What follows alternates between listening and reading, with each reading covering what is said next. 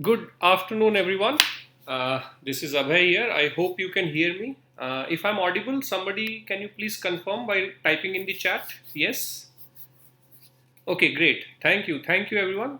Welcome to this session where we're going to discuss the optional political science and international relations. We have with us Mr. Rahul Saigaonker. Rahul, are you there? Can you hear me? Yes, sir. Yes. Great, Rahul. So, okay, now we can see I, you I also. hope I'm audible to all of you. Yes, Rahul, you're audible. Everyone, Mr. Rahul Saigaonker, he has been a UPSC aspirant for some time. He has appeared in the interview four times, Rahul, is it? I have appeared for the interview three times. Three times, right. And Yeah. he has consistently got a score in political science and international relation in the range of 260, 270, 280 marks. I think 284 was your second last attempt. 294. 294 was my highest. Yeah. Right. And he has been also actively engaged in guiding, teaching aspirants, political science especially, in GS papers as well for last 3 to 4 years. How we will conduct this session, Rahul and everyone, is that first I will invite Rahul to explain his own ideas, his own strategy, especially focusing for the exam of this year, that is going to happen in January 2021, but the exam is 2020. For about till let's say 2:30, and then the next half an hour or so, whatever time permits, we will take up questions from the people who are present here. I'll request everybody to listen quietly. Keep your audio and the the speaker only off. The audio system off. You can keep your camera on if you feel like that's okay. But when we take up questions, the questions will be asked verbally. So at that time, you can just write your name or something, or just say that I want to ask a question. Then one by one, in that order, we will take up questions. Without any further delay, Rahul, I hand over the space to you. You can share all that you wish to share with the aspirants present here. Over to you, Rahul. Right. Thank you very much, Avesa. Thank you very much. Right. I think my introduction has already been given very recently by Avesa. Let me just start off with the session. Right. Let me just tell you first what my understanding is about you people. My assumption is that out of all the students that who have come here, many of you have appeared for prelims, and I hope you clear it very well. All the very best from my side, right? So my strategy is now to tell you about the mains that is going to come in January 2021. Right? My assumption is that the exam would be somewhere around January 14th or 15th this year, probably. And it will be just one day paper on paper two. So I'll be telling you what you are supposed to do for the next 80 odd days, and what you're not supposed to do, basically, right?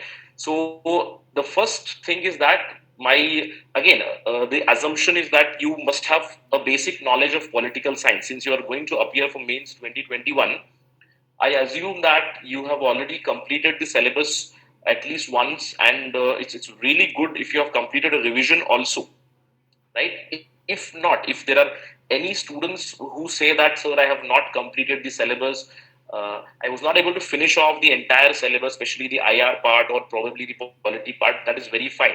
I would say that the minimum amount what I expect from all of you that you must have done by now would be at least 50 to 75% of the syllabus. The paper one part A, which is basically political theory and political thought, that is the core of our subject.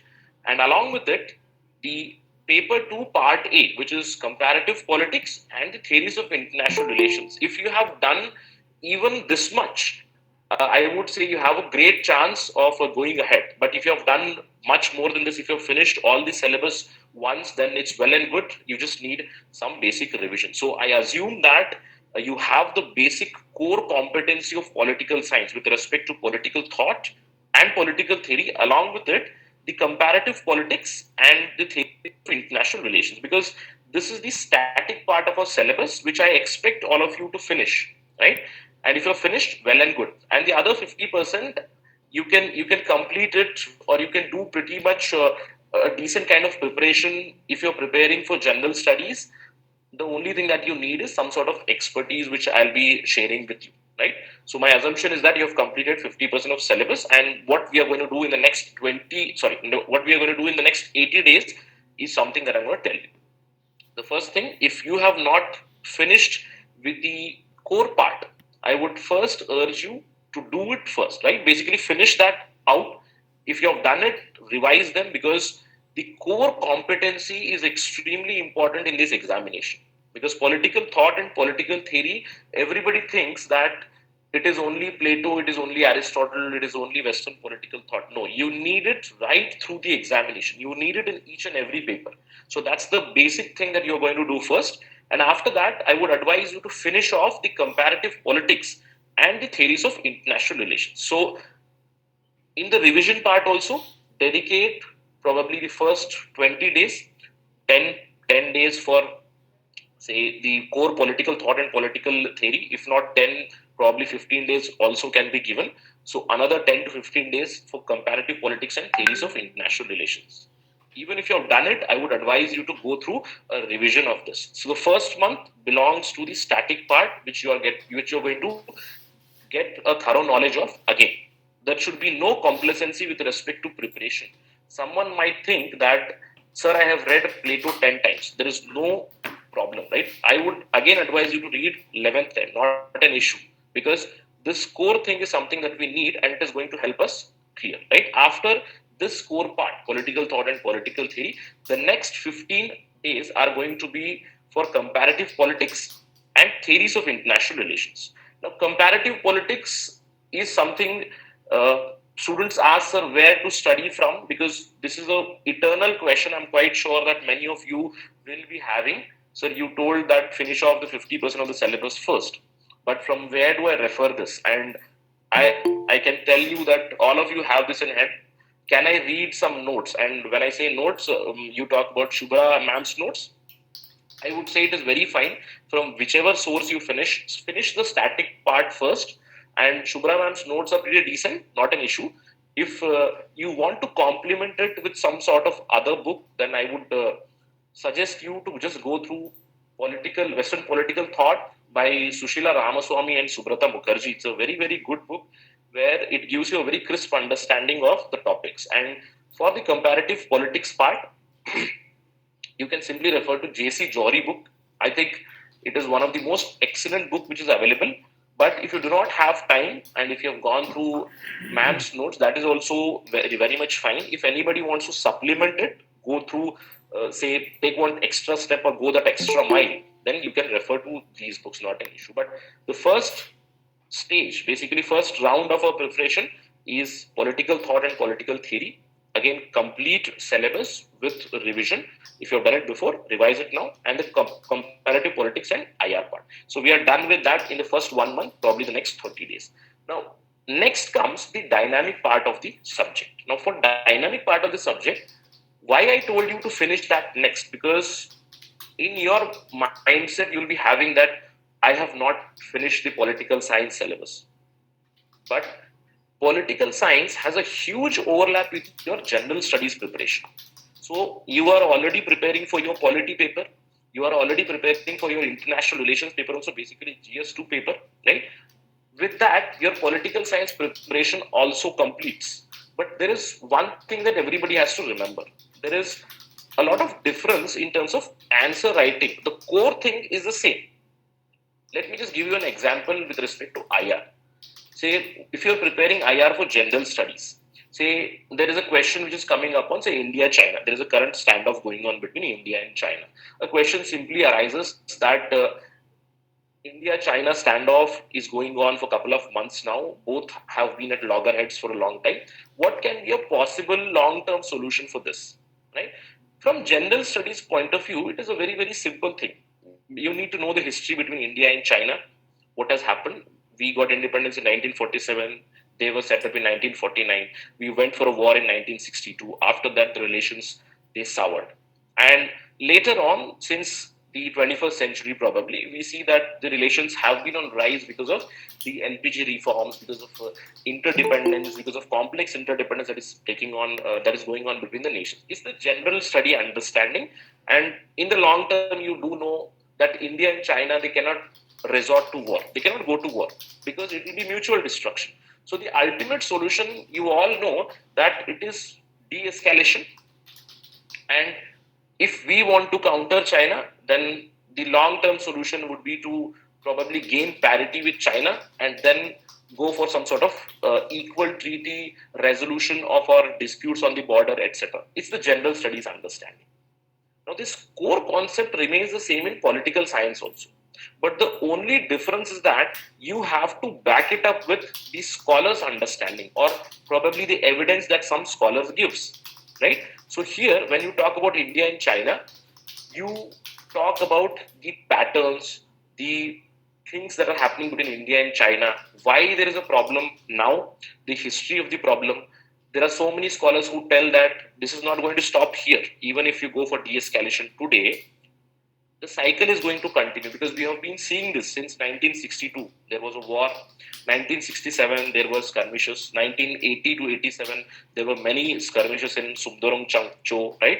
We have seen from the time Modi government has come since 2014. Modi was very much hopeful that we are going to resolve our issues with China, but China have clearly snubbed us. So this cycle is going to continue, and you have to give evidences of those scholars who say all these things. And for scholars, you can talk about different perspectives. That is where the international theories come into picture. You know about the liberal theory, you know about the realist theory, you know about the functionalist theory of international relations. So bring that knowledge into your answer writing here by quoting the scholars. That's the only difference between your international relations for general studies and IR for your, again, the political science.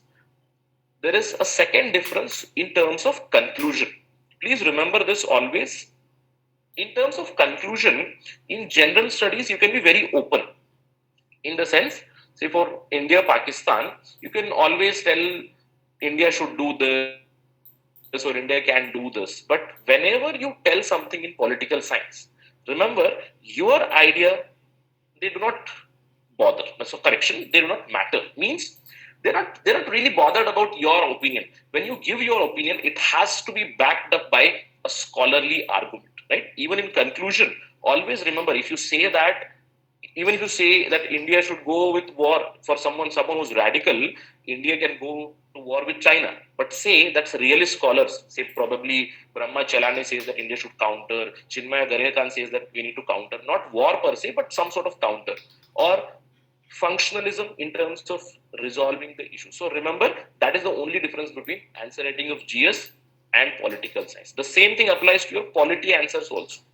In polity, when you talk about, say, the farm ordinances, or when you talk about judiciary, right? Recently, there was a very decent article by Upendra Bakshi. It spoke about the women reservation. In fact, just last week that article came, and Upendra Bakshi talks about women representation in parliament, and he says that Kenyans are doing much better than us. So this is the idea. Now we all know that the women reservation bill has been pending since 1996. It was eventually passed in 2010 by Rajya Sabha, but again a new bill had to be introduced, and it is now pending in Lok Sabha. For general studies, you simply write this, that almost for 2 decades the bill is pending and we need to pass it very, very quickly.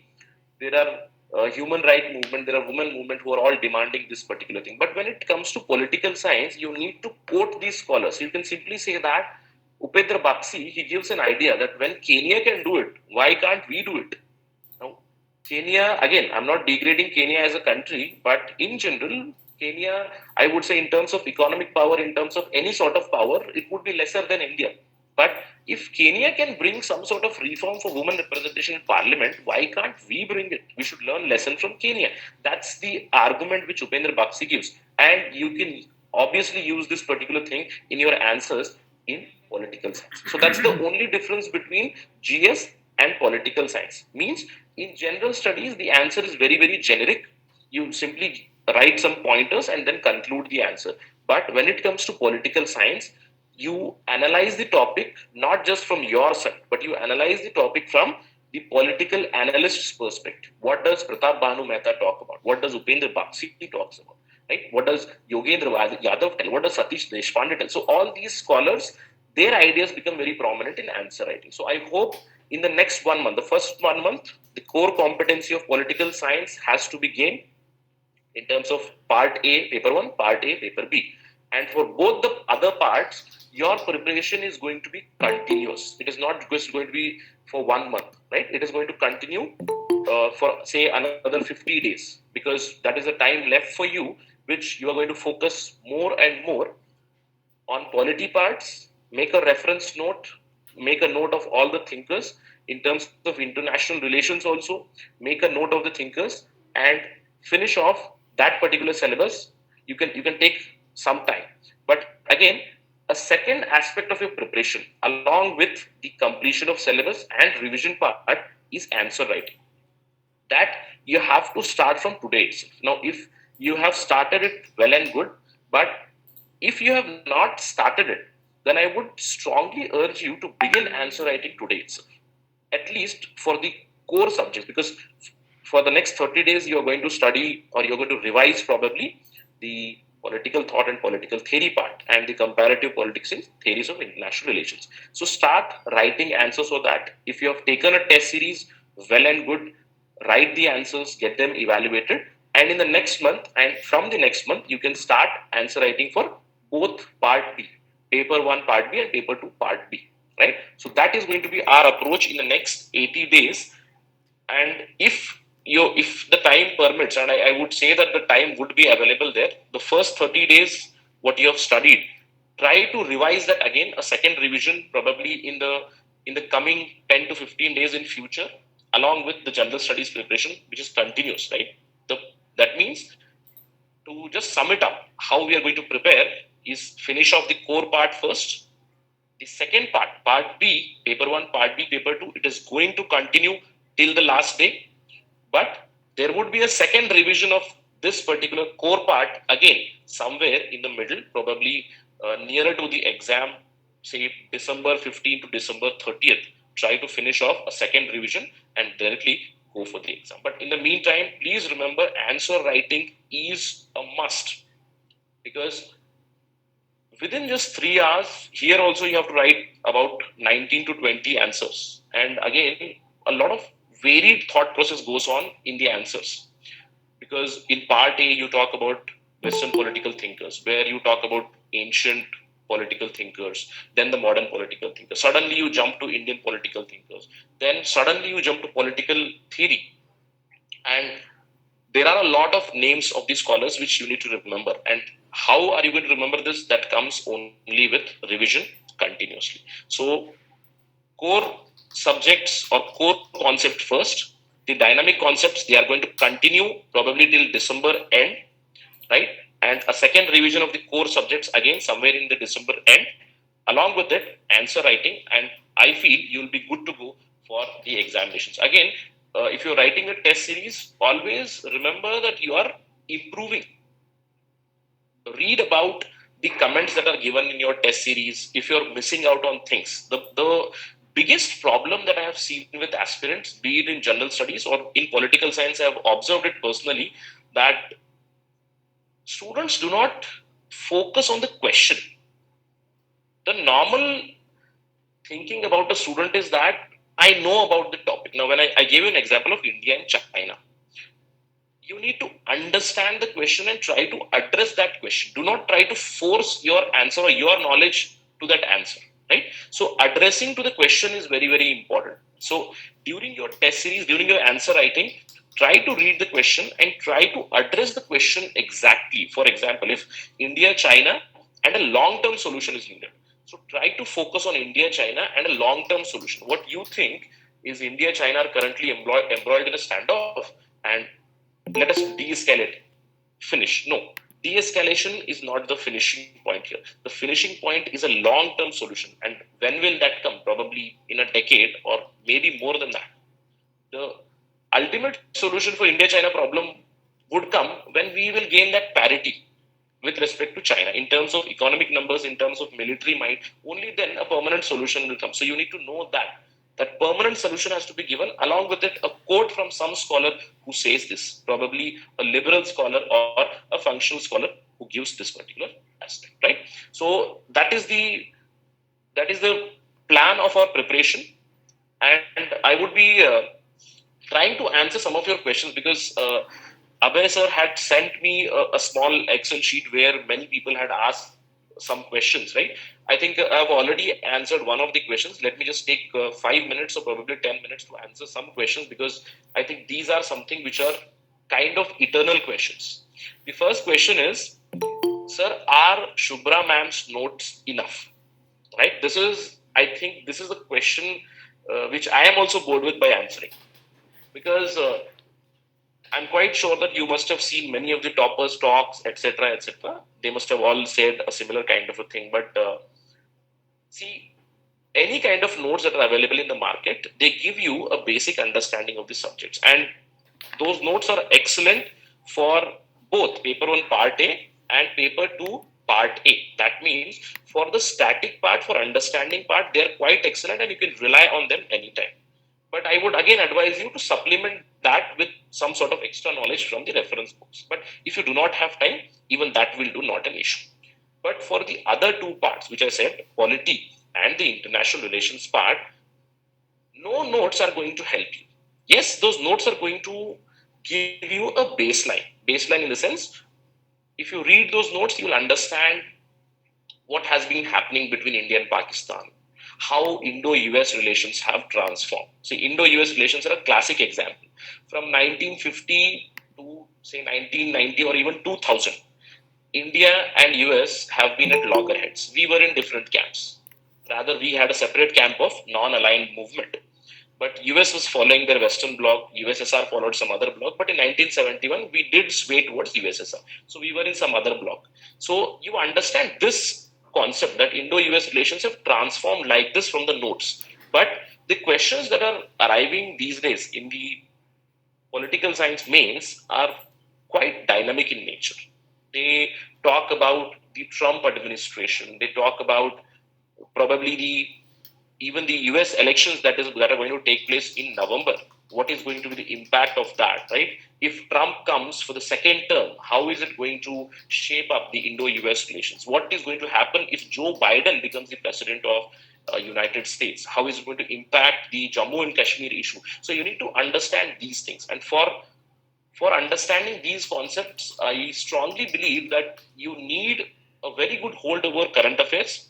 And along with it, yes, references are there, but some reference book is going to help you immensely. So if you have read some reference book, that is well and good. If you have not, then it's very fine. If you do not have time, you can rely on the newspaper and the current affairs notes. So that is a different part, means the core part you can refer to ma'am's notes, but the other parts you need to supplement it continuously supplement it with your own preparation. Only then you can excel very easily in the exam. That's the first question that I wanted to answer. The second question, I think I've already answered, that sir, what is the difference between general studies answering, the polity part and the IR part, which I've already told that the core thing remains the same.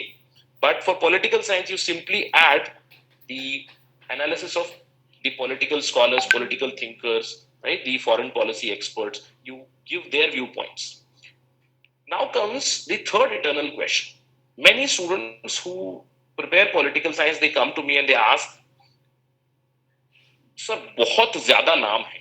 There are so many names. There are so many thinkers, because I talk about Plato, there are criticizers of Plato, supporters of Plato. I talk about Aristotle, the same thing happens. I talk about political theory, there are different ideologies, different political theories. So I have to remember the name of Ronald Dworkin, John Rawls, the famous ones you remember. But what is going to happen, or how am I going to remember the names of other scholars? Because you need to remember in your political thought, political theory. You need to remember in comparative politics. You need to remember in your normal polity answers, Indian government and politics, IGP part, and you have to remember in your international relations part also. So for that, revision is the only key. so that you remember these names. But apart from that, let me just give you a small trick to remember these scholars with respect to polity and IR. Try to have a small booklet or some sort of diary where you make a note of thinkers that you are going to mention. Please remember that there can be n number of scholars. Now, nobody knows who Andrew Mumford is. Right? Andrew Mumford, he talks about the future of warfare. I don't know if the evaluator is aware of Andrew Mumford or not. So try to make a list of the thinkers or foreign policy experts, analysts who are quite famous, right? And for each country, keep, say for Indo-US, keep 4 to 5 scholars references. That is more than enough. So make a list with a diary. In that diary, ensure that you have list of names in a manner in which they are segregated. For instance, a liberal scholar, make a list of liberal scholars, and even if you don't remember what exactly they have told, you do know their thought process. That is what happens with students, and many students do come to me and they ask, "Sir, can I bluff in the exam?" I ask them, "What kind of a question is this?" Right? What do you mean by bluff? They say, "Sir, there are so many names, I don't expect even the evaluator will know." No, that is a very wrong conception. But remember, you cannot recall everything verbatim. See, for instance, if C. Rajamohan has said something about India-China relations, I do not expect you to remember exact words that C. Rajamohan has told. No, but I want the essence of what Rajamohan has told. So once you understand what kind of a scholar is Rajamohan, let's see, Rajamohan is a functional scholar. He never gives you radical thoughts. In a sense, he never tells you that India should go for war with Pakistan or India should go to war with China, etc. What he does is he gives a functionalist idea, and by that you can guesstimate, I would say, that if you are using C. Rajamohan's name, if you say probably do not recall what exactly he has said, then it would be an educated work, I would say, that if you write that C. Rajamohan says that India should go for containment of China as well as engagement with China on the same time. That makes a lot more sense than you tell that C. Rajamohan has suggested that we should go for war with China. No, that is utterly, I would say, a nonsense kind of remark also. So try to remember that who are the liberal scholars. There are many liberal scholars. You can give the name of Harsh Pant. There is Manoj Joshi, liberal side of thought process. Realist scholars like Brahma Chalane, he gives very realist ideas. There is Chinmaya Garekan, who gives realist ideas. There are functionalist scholars like C. Raja Mohan. So you can make a list of these functionalist scholars, liberal scholars, and use them in your answer. And it would be better if you make a mention of that also. From a functionalist perspective, C. Raja Mohan advises Indian foreign policy makers to follow process X with China. So that makes more sense. That shows that you have understood the scholar rather than simply mugging up the scholar's name. Right? So follow this particular approach. And there is a last question which I want to answer in terms of, again, international relations.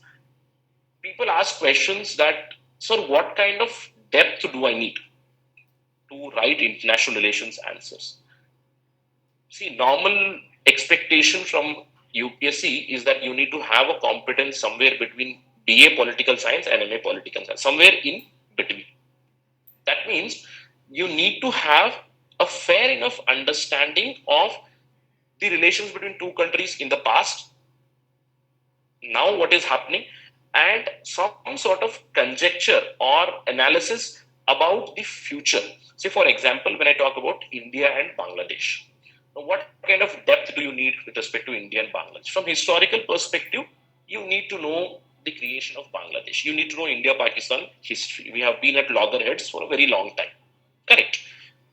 So what has happened after that? You need to understand that since Sheikh Mujibur Rahman till Sheikh Hasina, what has happened, you need to know that, or probably you need to remember.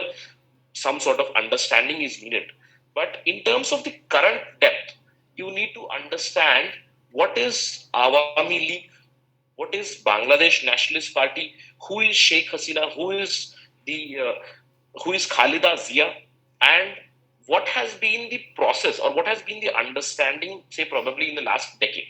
I would say, what has been the relation with respect to UPA 2 and now under the Modi government, Modi 1 and Modi 2. So that kind of competence level is needed and understanding about future. Say, for instance, India-Bangladesh maritime diplomacy is at peak right now. Right? We have opened so many routes between India and Bangladesh. Recently, we see that we have transported cement. They have sent us so many things. We have connected from Kolkata to Tripura through Bangladesh. Right? They have even sent cement from one of the Bangladeshi cement factories into Tripura. So somewhere we are at peak, but you need to understand what is going to be the impact in future, or probably what is going to happen in future, because we know that Sheikh Hasina has been maneuvering between India and China very, very shrewdly. She has been able to gain benefits both from India and China, and now we are at loggerheads with China. So can we expect that Bangladesh will take our side or not? Should they take our side or not? Along with that, remember which scholar tells what with respect to this in terms of a small way forward, probably in the next upcoming 2 to 3 years or 5 years. So that kind of depth or competence is needed for IR answering, right? So I think these are the questions that I felt are somewhere quite eternal. I think apart from that, I'll just take 2 more minutes before I take up questions from your side. There's one more very very common question. It's a very cliched question. I would feel that many students ask me, sir, Fine. what questions should I attempt? Right? In the sense, in paper one there is part A and part B. In paper two there is part A and part B. So there is some sort of misconception among students that if I write 3 questions from this part and 2 questions from this part, I might score better, etc., etc. There are many blogs, many people who have said something, but I would like to give an advice from my personal side, right? Because what I have followed, I'm just telling you, since I got pretty decent marks for paper one, I have always attempted 3 questions from part A. That is because probably it shows that you know the subject, that you are aware of the subject, you have core competency with respect to political science. Because as soon as you move into polity domain, somewhere subconsciously you have a bias towards general studies, right? Because we all know the issues from polity, and I think we all have been brainwashed by Lakshmikant. So that would happen to you subconsciously. Only because of that I had a bias towards it, and it has worked very well for me. But it doesn't mean that that should be the hard and fast rule. Many people have done well with other part also. But my personal inclination is always towards writing the core questions from political thought and political theory. That would be 3 questions and 2 questions from the polity part, right?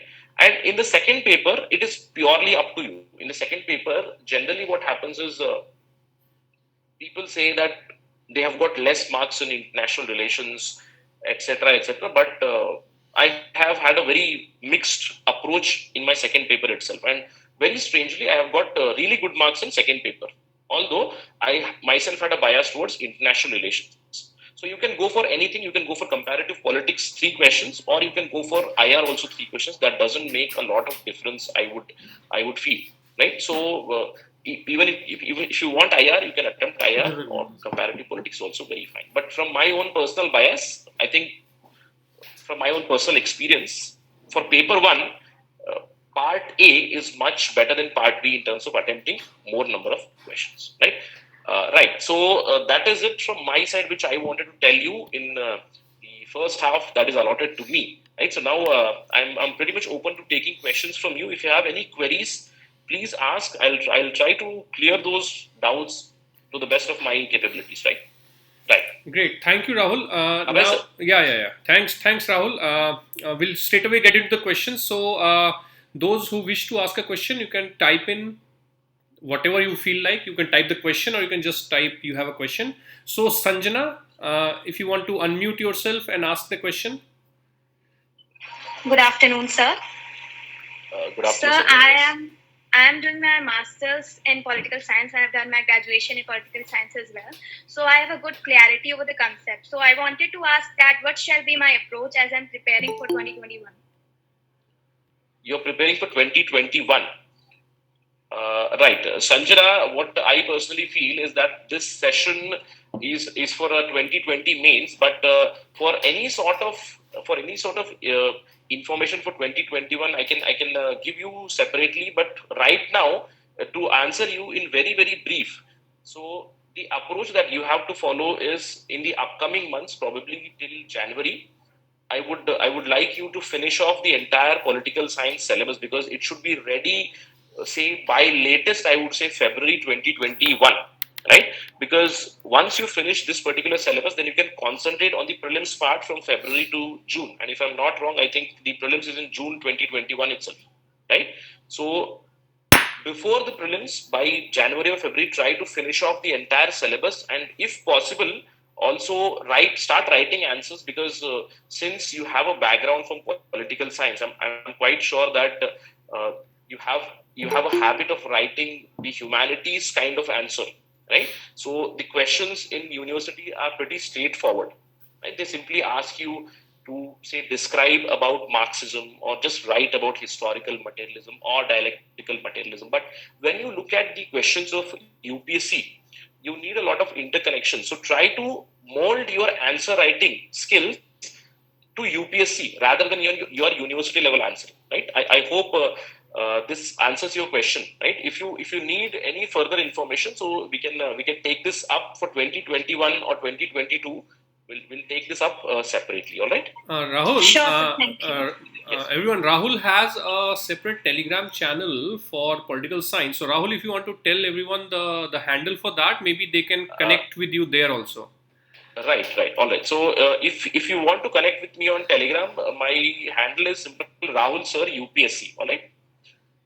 It's just Rahul Sir UPSC. So you can join there, and Rahul, you can type if it you have, in the chat. yeah, I'm just typing that in chat.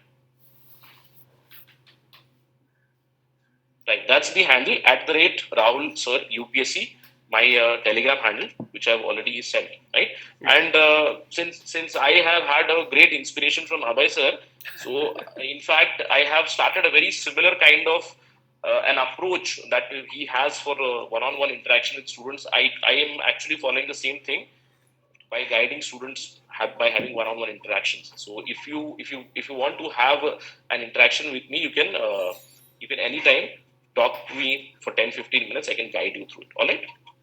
Also, sir, shall we restrict ourselves from writing scholars' perspective in GS papers? I think, see, from my personal point of view, for all the aspirants, I tell you, do not throw your political science knowledge in general studies ever. Right? Even if you want to use your knowledge, use probably Ambedkar, use Gandhi, use Karl Marx, right? Do not use say Pratap Bhanu Mehta, or do not use some other random name. Say for example Manoj Joshi. If you write Manoj Joshi, the GS evaluator will say what is he writing or what is she writing, right? So in general studies, please remember, keep it as simple as possible because it's general studies. So even if you want to use some sort of competency from political science into general studies, use it in terms of ideologies. So your understanding of socialism, your understanding of liberalism, that way you can use. Even in essay you can use, but in general studies, try to minimize it as much as possible. Even giving references in general studies answers, nobody is going to know who is C. Raja Mohan or Pratap Bhanu Mehta or Yogendra Yadav or Satish Deshpande. Nobody is going to know this, right? If you write about Rohini Pandey, they say, "Kaun hai Rohini Pandey?" And they will not even know who is this Rohini Pandey. Some scholar will you have mentioned. So please avoid using political science understanding in general studies. Try to avoid it as much as possible. Even if you want to use only prominent names, which according to your judgment, the evaluator might know about. All right. That's a very Thank you, very sir. important point, Rahul. If I can also just add in there, see, Yes, sir. we all need to understand that the person who's checking your political science papers or any optional papers, they are most likely a PhD in that subject. That's why they would be at the level of some, in the hierarchy of professorship in some university. That's why they're checking their copies. Whereas the person checking your general studies paper is not that person. The person who is perhaps a political science professor is also going to check your history, geography, everything. So the copies don't go to different people. So that's a very good point, that if you start writing scholars names which make it scholarly, like Gunar Mirdal, उसको पता ही नहीं, उसको लगे spelling mistake कर दिया इसका, Gunnar Mudgal होगा शायद नाम, उसको हो सकता नहीं पता होगा उसको. So just that's where very nicely I think Rahul has summarized. I was listening to his talk earlier, that the main difference between a GS answer and your political science or optional answer is that it has to be academic and scholastic. Otherwise, the major content still remains the same. Anyway, great. Yeah. So the core level remains the same. yes. Yes. So moving on, Divya Tamar.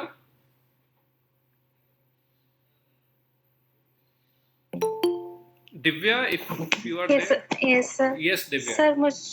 Sir मुझे book list के बारे में थोड़ा आप suggest कर सकते हैं, specially political thoughts. एक तो ओपी गाबा है मार्केट में, बट उससे अलग कोई और इंडियन पॉलिटिकल थॉट्स को कोई book. See, for Indian political thought, there is a very famous book by V.R. Mehta. But मेरा पर्सनल ओपिनियन आपको ये रहेगा कि अगर आपको इंडियन पॉलिटिकल थॉट पढ़ना है, simply rely on IGNOU notes. They are the best, क्योंकि in the IGNOU notes you will find so many thoughts, right, जो भी हमारे सिलेबस में है. जस्ट इग्नो नोट्स से उनको देखिए, काफी अच्छी इंफॉर्मेशन दी है.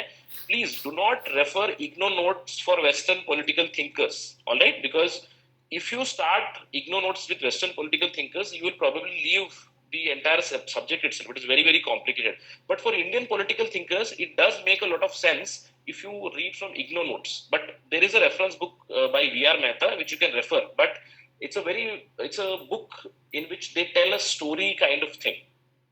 And I think for a student these days, people have very little patience. Right, so what you need is some sort of ready-made stuff जहाँ पे सब कुछ point wise दिया है या फिर paragraph wise, heading wise दिया है. तो you do not find that in VR Math. But I think IGNOU notes is one of the excellent materials for Indian political thought. Alright? IGNOU के MA political science notes और कौन से? IGNOU MA, you can read IGNOU MA notes, yes. Okay. और sir एक IR के लिए जैसे अभी मार्केट में पवनीत सर के द्वारा एक बुक आई है, तो हम IR के लिए उसे रेफर कर सकते हैं कि हम एडिशनली न्यूज़पेपर से उसे अपडेट करते हैं या फिर कोई और political science? Right. See, IR by Pavneet Singh is more of a general studies IR related book. All right. It is not for political science per se. Although he might give some references of some scholars, but I would strongly advise you to go for some core political science in an international relations book. जैसे कि there is a old book, although 2010 में publish हुई है, Does the Elephant Dance करके, David Malone की है. The book is going to give you a very good insight along with references till Manmohan Singh period, and after that you can read C. Raja Mohan's book where he talks about Modi's foreign policy, Modi's world. He has given a lot of references from functionalist point of view, not just functionalist, but in that book you will find a lot of references. क्योंकि कोई भी आप foreign policy की book उठाओ, तो जो भी scholar उस बुक को लिखते हैं वो खुद भी बहुत सारे रेफरेंसेस लेके उसमें बताते हैं. तो इंटरनेशनल रिलेशंस का जो बुक पढ़ोगे आप, उसका एक ट्रिक है. When you read the book, take out the references from that book, because whatever is told in generic manner that belongs to C. Raja Mohan, but C. Raja Mohan also talks about so many people, right? So make a gist of those references also, which are very, very helpful for your IR answering, to make it as a reference. It is going to help you a lot. All right. So Pavneet Singh, I would not suggest that for political science perspective. General studies के लिए काफी अच्छी book है, काफी ज्यादा information दी है उसमें, और उसमें कुछ references मिलेंगे आपको, but for IR better go for a core book. Yeah. Okay. Moving on. Thank you, Divya. Moving on. Dinesh Upadhyay, if you wish to ask, you can unmute. Yes. Hello, sir. I have two quick questions. पहला question sir मेरा ये है कि I have joined Shubhra ma'am's crash course. मुझे फिर उसी को follow करना चाहिए ब्लाइंडली या फिर कुछ भी थोड़ा बहुत एक्स्ट्रा करना चाहिए? ये फर्स्ट क्वेश्चन. ओके, आप आंसर करिए. इसका तो मुझे लगता है कि मैंने ऑलरेडी जवाब दे दिया आपको कि देखिए क्रैश कोर्स किया है आपने, तो मैं होप करता हूँ कि आपने पहले ज्वाइन ना. अच्छा, अभी आपने ज्वाइन किया है, तो आप देखिए, मैंने जैसे आपको बताया कि पॉलिटिकल साइंस की जो कोर कॉम्पिटेंसी आपको चाहिए वो दोनों पार्ट ए में रखी हुई है. ठीक है। तो for paper 1 part A, paper 2 part A, तो for that you can refer Shubhra ma'am's notes. I think they are quite sound, and if you want to supplement you can go for some reference book. But for other parts, for polity part and for IR part, you have to read reference books, you have to read newspaper, you have to read the articles that come in newspaper, and you have to make notes out of it. Even if you are not making complete notes, कम से कम वो reference तो होना चाहिए। जैसे मैंने आपको example दिया, अभी कुछ ही देर पहले हम बात कर रहे थे, वहां पे मैंने आपको बताया कि पिछले हफ्ते उपेंद्र बागची का एक आर्टिकल आया था इंडिया केन्या के बारे में बात की। तो take out a snippet from that with Upendra Bagchi's name and give reference in the answers, not an issue. तो ये तो आपको करना ही करना पड़ेगा for both polity part as well as IR part. ठीक है, बट सर एक्चुअली मैम क्या है कि क्रैश कोर्स में मैम पढ़ा दे रही है करंट अफेयर्स को, तो आई थिंक वो इनफ होगा या फिर मुझे खुद से एक्स्ट्रा पढ़ना पड़ेगा, लाइक यू सेड कि करंट अफेयर्स कितने पढ़ रहा हूं।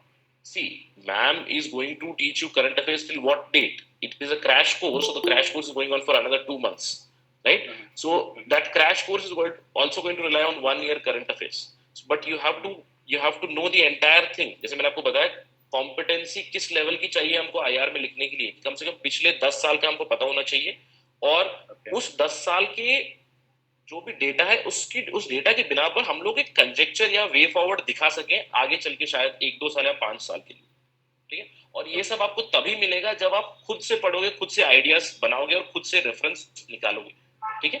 क्योंकि I think it's a shortcut way to prepare, और shortcut way I think it is not always productive, sometimes it can actually go wrong also. So it is always better that you rely on yourself, but along with it, do supplement it, not an issue. If you are getting from somewhere else current affairs notes, etc., do supplement it, not an issue. But I think from my personal bias, जो अखबार में आता है please आप उसको छोड़िए मत। ये अखबार ही बाइबल है। मुझे लगता है कि हर एस्पिरेंट को मैं यही बताता हूँ कि somehow there has been a culture, I think probably this is for Sanjeev ji नमस्कार। नमस्कार। कहते हैं सर मैं हिंदू नहीं पढ़ना चाहता, कहीं पे एक वीडियो आ जाता है, हिंदू का जिस्ट आ जाती है, मैं वो सुन लेता हूँ, ठीक है। तो मैं ये कहता हूँ कि नहीं भैया ये नहीं करना है, ठीक है। At least if you are beginning your preparation, I would say for the first 6 months at least religiously read newspaper, because make it a habit. So from that newspaper itself you will get half of your preparation, you don't need to rely on any course also. तो इस तरह का कुछ approach होना चाहिए। तो I would strongly advise you to supplement it with your own preparation. ठीक है sir, that I will do. Second question sir मेरा ये है कि for the GS static topic मैंने क्या किया कि सर वन नोट में उनके इंट्रो एंड कंक्लूजन का एक रेडीमेड टेम्पलेट जैसा बना लिया है, तो will I have the time to prepare the same for the PSIR core concept, जैसे सर प्लेटो का या एरिस्टोटल का या फिर थ्योरी ऑफ लिबरलिज्म, इन सब का इंट्रो एंड कंक्लूजन सर मैं अभी बना पाऊंगा? टाइम है क्या वन नोट में बनाने का, या फिर should I just stick with conclusion? नहीं है, देखिए अगर आपको कॉन्सेप्चुअल अंडरस्टैंडिंग थिंकर्स के नाम है, हाँ थिंकर है, थिंकर की कॉन्सेप्चुअल अंडरस्टैंडिंग है, तो बहुत ही सिंपल अप्रोच है उसमें। आपको अगर सवाल आ जाएगा, समझ लीजिए प्लेटो की थ्योरी ऑफ एजुकेशन पे पूछा है, नॉर्मली सिंपल क्वेश्चन नहीं होते हैं, वो लोग जोड़ देते हैं थ्योरी ऑफ एजुकेशन से जस्टिस को, थ्योरी ऑफ एजुकेशन से कम्युनिज्म को। तो वो कहते हैं कि if you look at the questions from previous years from political science, there is seldom a question which is direct. They ask write about communism. No, they always connect ideas of say Plato with Aristotle or comparison of both. तो उस चीज में आपको अगर उस thinker की understanding है, then you can very easily approach the answer. But in terms of conclusion, आपने जो बताया उस तरह की एक चीज जरूर कर सकते हैं, क्योंकि कंक्लूजन में अगर आप पॉलिटिकल थॉट की भी बात करें, पॉलिटिकल थ्योरी भी बात करें, तो उस कंक्लूजन को कोशिश कीजिए ताकि आज के समय में ले आए। यानी कि अगर हम लोग प्लेटो की बात कर रहे हैं तो प्लेटो की रेलेवेंस क्या होगी आज। अगर हम लोग मार्क्स की बात कर रहे हैं, what would be the relevance of Marxist ideas today, और can they be applied in some form, probably a diluted form. Do we see some diluted form today? So always remember, for Western political thought also, political theory also, जैसे कि आपने GS में बनाया है वो चीज आप पॉलिटिकल साइंस में भी कर सकते हैं। इन टर्म्स ऑफ कंक्लूजन, आज रिलेवेंस क्या है उसका, या आज रिलेवेंस क्या हो सकता है उसका, और वहां पे भी अगर आपको कोई स्कॉलरली सपोर्ट मिले तो काफी ही अच्छी चीज होगी वो। that is going to be great for you, right? So prepare a gist of something like this in terms of conclusion. Okay sir, एक लास्ट क्वेश्चन बस लास्ट. हाँ जी. जैसे सर बहुत सारे थिंकर्स हैं which are very critical of the government, जैसे कि Yogendra Yadav, Arundhati Roy, like you also mention Pratap Bhanu Mehta. उनके मैं आर्टिकल्स पढ़ता हूं इंडियन एक्सप्रेस में, they are always extremely critical of the government initiatives and the steps. तो उनके सर मेंशन करना आंसर में इज इट सेफ या फिर कर सकते हैं आराम से, क्वेश्चन ये है. सर देखिए, क्रिटिकल अपोजिशन या क्रिटिसिज्म तो होना ही चाहिए ना. इसका मतलब ये नहीं है कि आप केवल प्रताप भानु मेहता को कोट करोगे. मुझे लगता है कि ये अंडरस्टैंडिंग गलत है कि मैं योगेंद्र यादव को कोट करूं या नहीं. अब वो पॉलिटिक्स में घुस चुके हैं, लेकिन उनकी पॉलिटिकल कमेंट्स को नहीं लिखना है आपको, उनकी सेफोलॉजिकल कमेंट्स को लिखना है. जब समझ लीजिए अभी बिहार इलेक्शन होने वाला है, and I am quite sure कि बिहार इलेक्शन पे योगेंद्र यादव जी का एक 100% आर्टिकल आएगा ही आएगा in terms of Bihar election, किस तरह की वोटिंग हुई या फिर what would be the result के ऊपर भी कमेंट कर सकते हैं. तो वो आर्टिकल बहुत रिलेवेंट होगा आपके लिए, ना कि जो उन्होंने मोदी सरकार की क्रिटिसिज्म की हुई है. और अगर क्रिटिसिज्म की भी बात करें तो if you simply write Pratap Bhanu Mehta's argument, that answer would be one sided, right? So समझ लीजिए प्रताप भानु मेहता ने जुडिशरी को क्रिटिसाइज किया है, तो भाई you find out another scholar who has supported, तो आप बैलेंस कीजिए और उसके बाद में आप कंक्लूड कीजिएगा, right? So simple one-sided comment is wrong, right? You have to give a balanced approach or balanced understanding of the concept and then conclude appropriately. So you can obviously quote these people, it doesn't mean that they are on the other side. और उनका opposite पक्ष भी बताइए ना आप answer में, है ना? Okay, okay. Thank you, Dinesh. जब आप कोट करोगे opposite पक्ष भी कोट कीजिएगा. Yeah. Okay. Thank you, Dinesh. Nalin, if you're there, or Babul Thakur. Babul Thakur, if you're there. Yes, sir. I'm there. Please go ahead. Ask your question. First of all, thank you, sir, for providing this opportunity. Sir, I had one question regarding this pol science. I don't have any background of political science, so after listening to your lecture regarding that, I was having doubt that should we stick to the syllabus, like in the part 2, in the second part, India and the world, they have given certain, certain countries and certain regions. Should we stick to that itself, or do we need to go beyond that also? I had this doubt. See, with respect to international, I don't think you can only stick to syllabus, what is given there. And moreover, even if you stick to syllabus, I think it is quite comprehensive. What has been missed there? For example, I think I just read one of the comments here.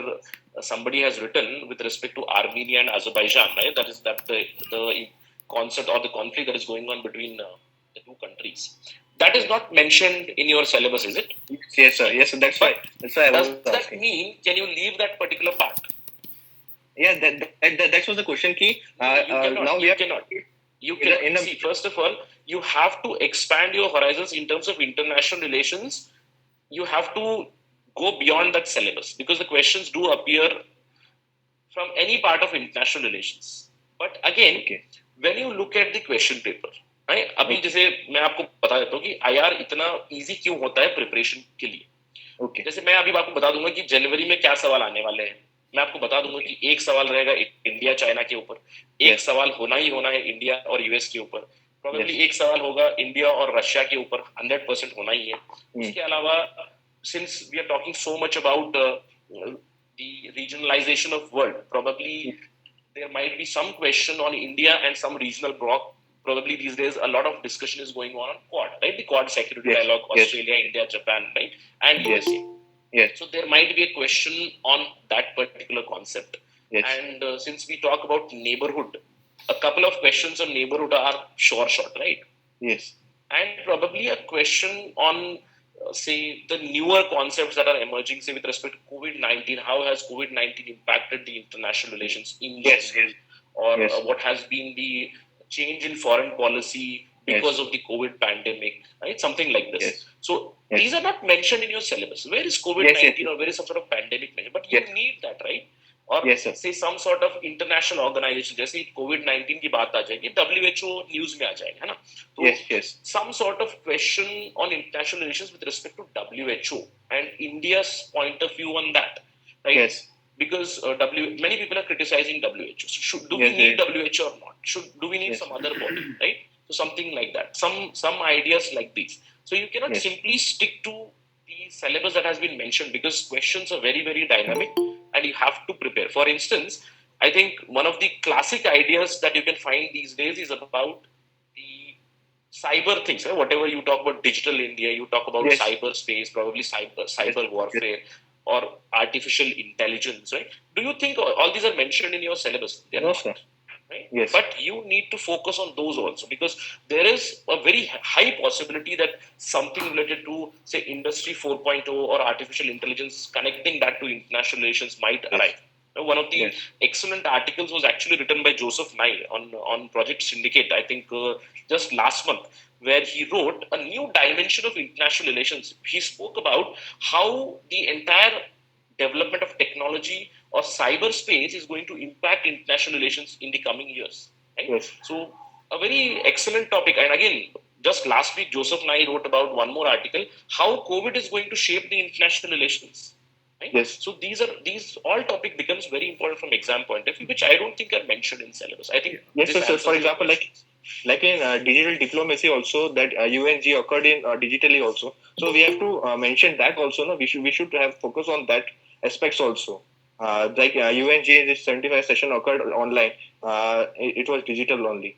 So we need to term in that territory also. We need to go in that territory also. I was asking that. True. You have to explore that, right? Whatever are the new developments, you need to explore that. All right, Babul, thank you. Now I'll really Thank have you, to. sir. We are running out of time. It's already 3, so we'll just take last few questions. I've already written on the chat that we will take certain questions. Minal, and I'll request all the speakers now to restrict to just one question, and Rahul can just answer them, in precise manner, so that we can close this session also. And follow up can be done on Rahul separately. So, Minal, if you are still around, you can ask your question. Yes, sir. Thank you for providing the question. And sir, I have to ask that my marks are somewhere lying around the borderline, like the early 90s. And I'm really confused right now whether I should solely focus on mains 2020 or I should take an integrated approach with 2021. And it's for the same reason that I have not even joined any test series. So, what do you suggest, sir? See, ma'am, the answer for this is very, very simple, right? Whether if see 90s, you say that if anybody, it's not just for her that I'm answering. In general, I'm telling, if any of you are getting somewhere between 85 to 95, I would urge you to start your preparation as soon as possible. Do not waste your time. All right, and start your preparation as if you're writing your mains examination in January, irrespective of the result that is going to come. Because, see, remember, it's very, very important. If you do not do this now, then you are going to get into that vicious cycle next year also. So, whatever is the result, it is positive or negative, you are writing a mains in January. All right, that should be your approach. Okay. Thank you so much, sir. Right. Thank you, Minal. If not in the exam hall, at your home, keeping a perfect timing, right? Yes, sir. Okay, Yeah, please. Vishal. Next question, please. Vishal. I got the answer. Thank you, sir. Okay, great. Divya, we have already talked about it. Pankaj Beniwal. Pankaj, if you're there. Piyush. I think Pankaj has left. Piyush Singh. Piyush. Hello, sir. Yes, Piyush. Yes, good afternoon, sir. Oh, this is Pankaj. I had a question regarding a very specific topic in political science. It's the topic of justice. And I follow the book O.P. Gauba, and in the syllabus, it is mentioned that only Rawls' theory of justice and its communitarian critique. But when I look at the book, the topic justice is very kind of comprehensive in the book. So, Elaborate, yes. what should I do? Should I just follow the Rawls' theory and its communitarian critique, or should I just look at all the things given in the O.P. Gauba? See, first of all, I think, Piyush, you already have a lot of knowledge about justice. I can assure you that. Whatever is written in O.P. Gauba also, you have more knowledge than John Rawls' theory of justice. Because when you read Plato, what is entire Plato's theory? It talks about justice. And in that justice chapter also, you will find a repetition of that.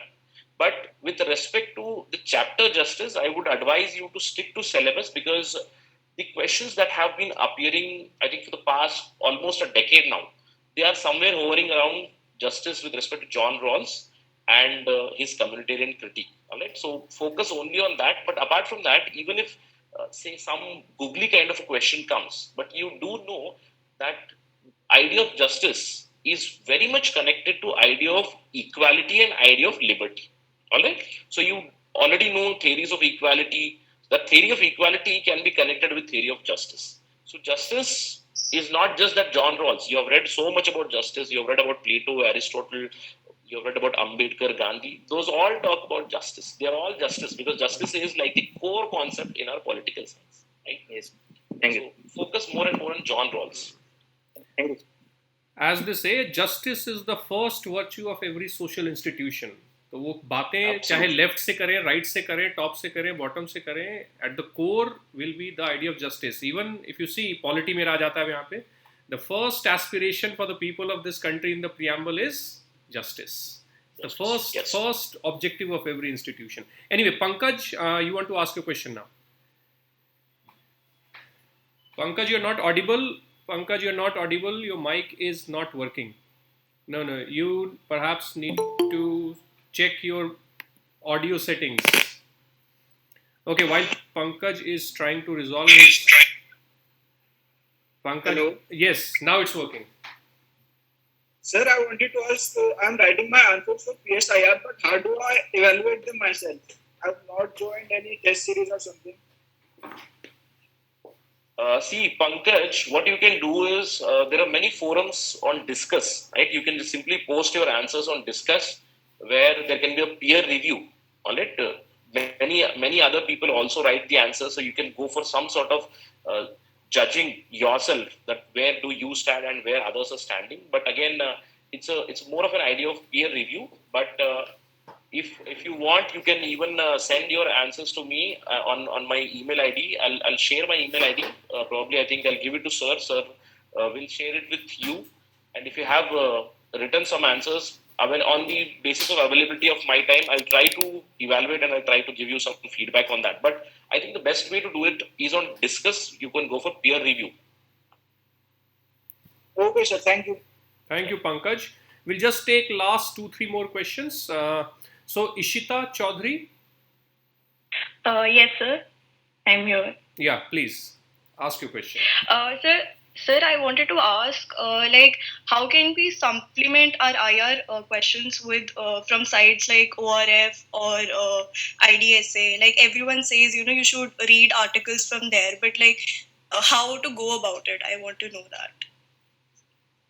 All right. Right. So there are many sources where you can refer to Diplomat, Carnegie, right? C. Rajamohan. There is Kutniti. There is ORF. Yes.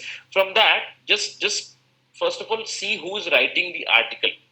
All right. See, if you're reading from Carnegie, if C. Rajamohan is writing something, just read the article and get the essence of the article, what exactly is trying to tell. And that essence normally comes from, I would say, the conclusion part, or sometimes I do not advise for any sort of shortcuts, but whenever there is an article which is written in newspaper, right?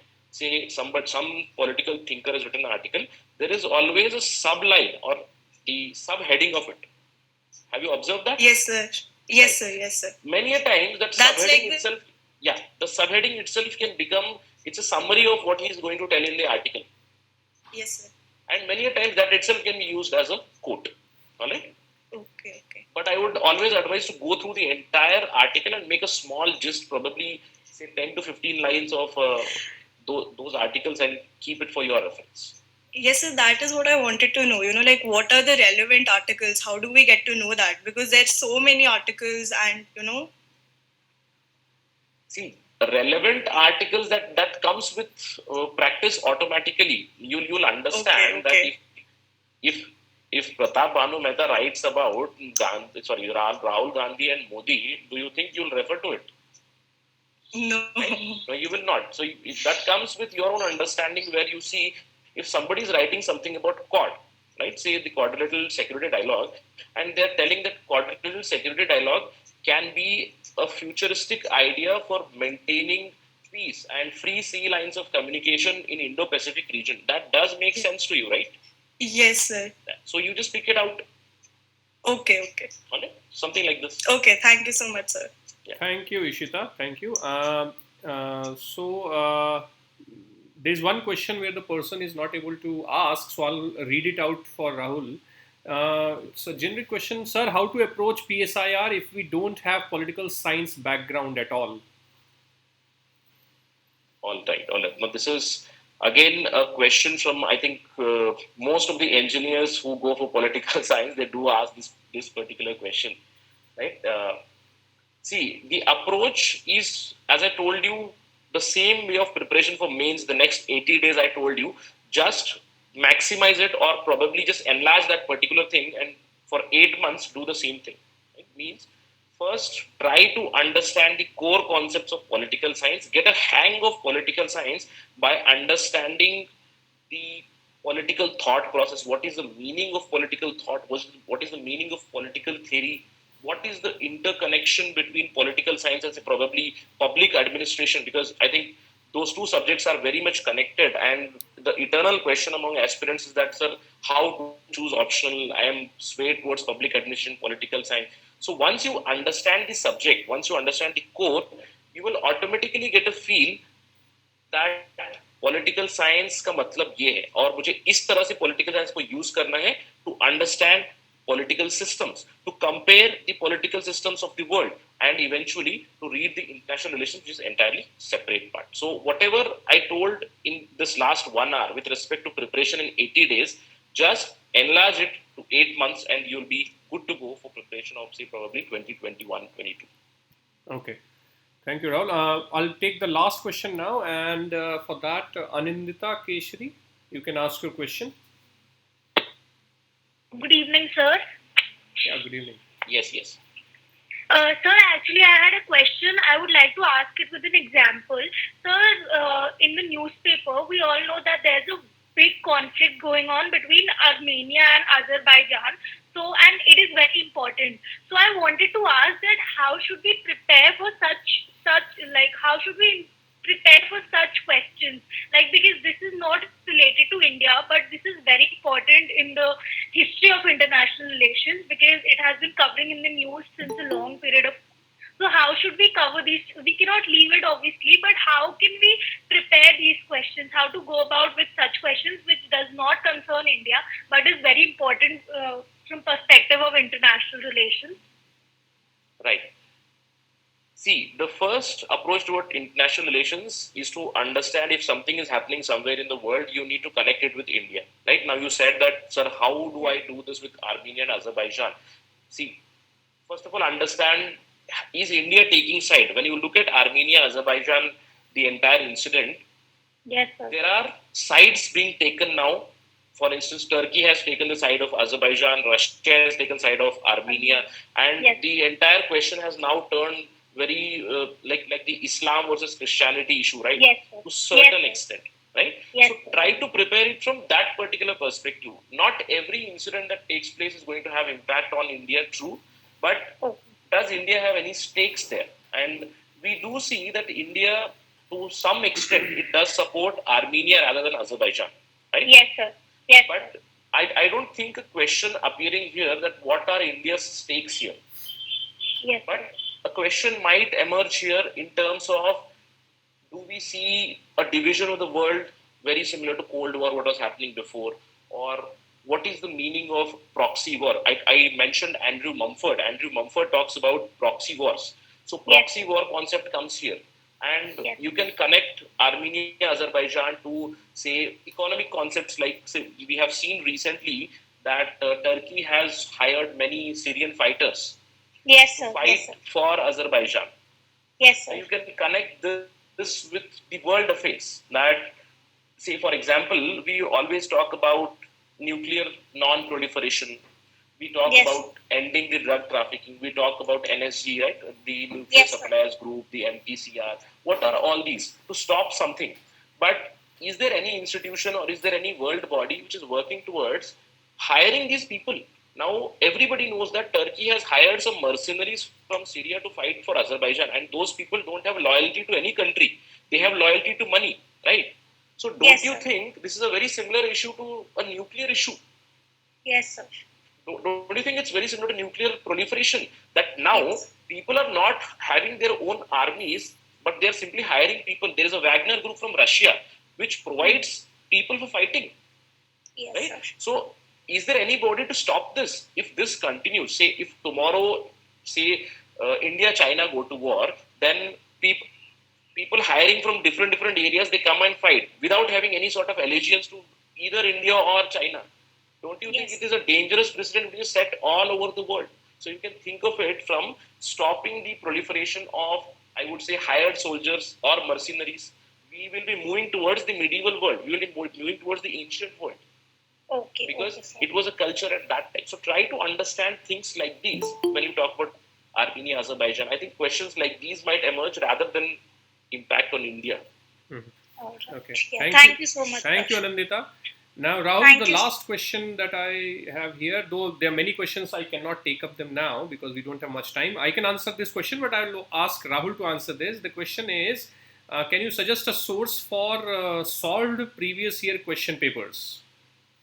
A source for solved previous year question papers, right?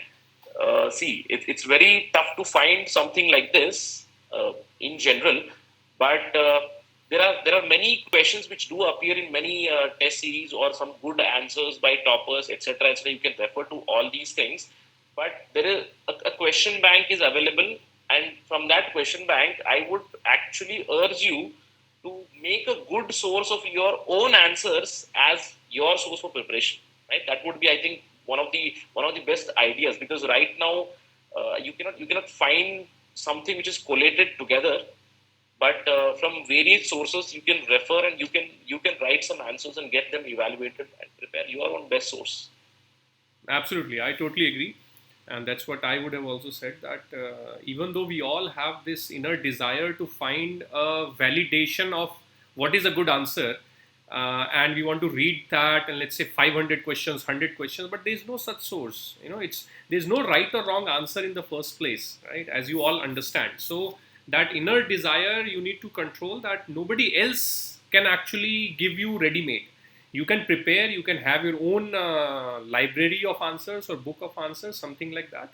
Over a period of time, you can develop that, a question bank of your own. But there's nothing that is available, and you should not even rely on those things, even if they are available here and there or people claim to be. So on that note, I would like to really thank Rahul on behalf of everyone here, those who had to leave as well as those who are here. Thank you, Rahul. Thank you very much. Thank you very much. I can see that listening to you as well as the faces of the people here, that it was really useful.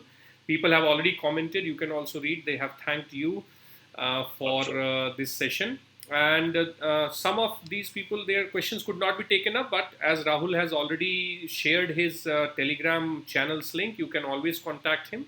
I'll also share his email ID. Later on the channel, so you can follow up the questions there. If need be, maybe halfway through the preparation for this year's exam, let's say somewhere by end of November or something, maybe we can ask Rahul to meet again if everybody desires so. But for now, thank you, Rahul. Thank you, everyone. And I wish you all the best. Yes, thank you, Abesar, for this opportunity to interact with students here, with aspirants, right? And I think I was able to help them, or I was able to give them some direction towards how to prepare for this particular mains, right? And if you have any queries, you can anytime contact me. And that's it from my side. All the very best for exam. Those who are preparing for this mains or 2021-22, please do well. Please give your honest effort. And again, I am not a very big proponent of these shortcuts, so I would urge you to please stay away from shortcuts, because shortcuts, they will not always lead to success. So just go through this journey and tread your own path. Do not just look at some topper. I would say that there are 1,000 toppers and 1,000 strategies, and I would like you to create your own strategy for success. Right? With that, thank you very much, sir. Thank you, everyone. Thank you. Take care. All the best.